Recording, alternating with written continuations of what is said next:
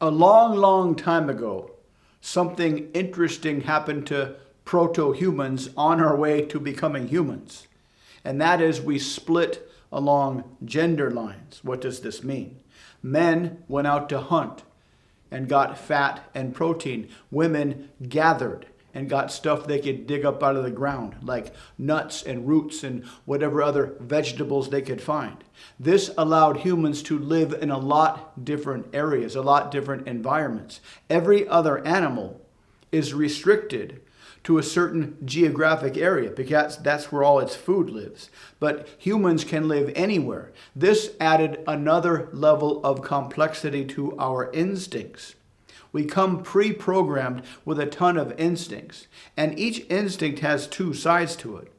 Part of the instinct compels us to want certain things. It makes us feel good when we go after the things we need to go after to keep ourselves alive and to keep our species from going extinct. It feels good to eat. It feels good to be in social situations because we are social creatures. It feels good to do anything that indicates you have higher and higher status. It feels good to have sex because all of these things are necessary for our survival. But the other side of the desire half of the instinct is the strategy half of the instinct, the things we need to do to get the things we want. But this is just the baseline level. Part of the complexity is that our brains became so big in the past, we couldn't be born anywhere nearly close to being fully formed. So outside of the womb, our brains are still cooking for at least 15 years, which means we have this very, very basic wiring in our brains, but the part of the main function, the main reason of growing up and going through adolescence is to learn in the skills we need to learn to get the things we want. So not only do we have instincts programmed into our brain, both sides, but we have the ability to layer on top of these instincts to refine them and fine-tune them.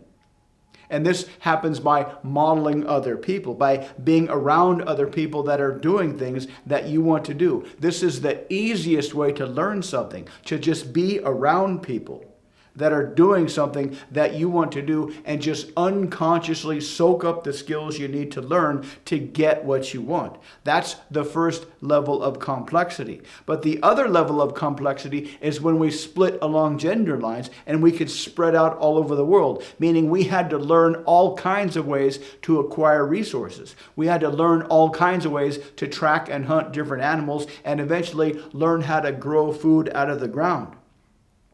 Because of this basic wiring system that later gets augmented through adolescence, you can take any baby born anytime, anywhere, and put them in any environment, and they will soak up all the information in that environment that they need to survive in that environment, including the local language.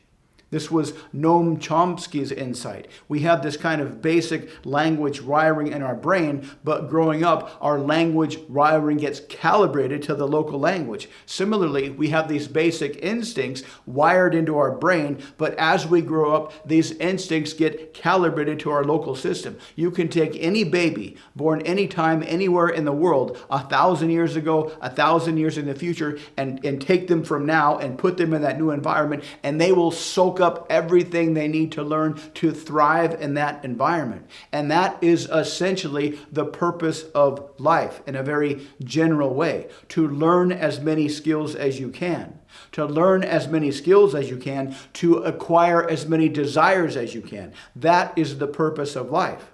It's been said by historians that the story of humanity is the story of a scared and lazy people that do everything we can to make things easier and safer. And that is the purpose of life, to soak up as many skills as you can, to learn as many skills as you can, to go after bigger and bigger desires. Now, how you define those desires is completely up to you. Some people might like to go after a lifetime of money and wealth and financial abundance. Other people might like to become an ascetic and sit in a cave and meditate. Whatever makes you happy, that's up to you. That's your job to determine that. It's not only your job to determine what it is that makes you happy, to determine the desires you'd like to pursue for your life, but it's up to you to figure out what skills will get you there, and it's up to you to learn these skills.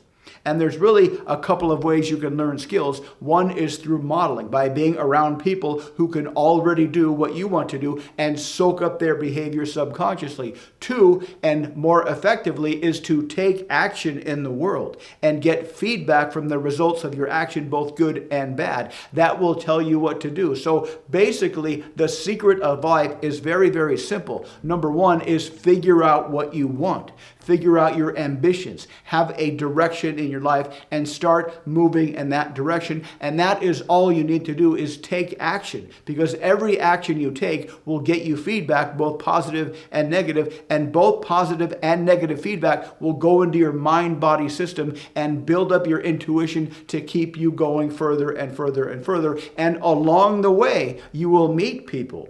You will meet people who will teach you the skills you need to learn, either directly or indirectly through unconscious modeling. This is the purpose of your life. Now, because you can understand this, you have an advantage. And because you can understand this, this can lead to a life of fantastic achievement.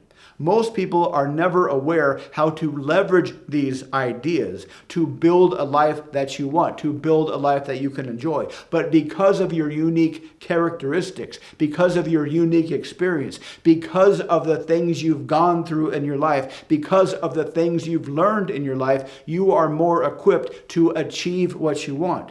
It's better to just get in the game and start moving forward. Don't be like all the other people who are wasting their life on the sidelines waiting for an easy, guaranteed, step-by-step blueprint for success.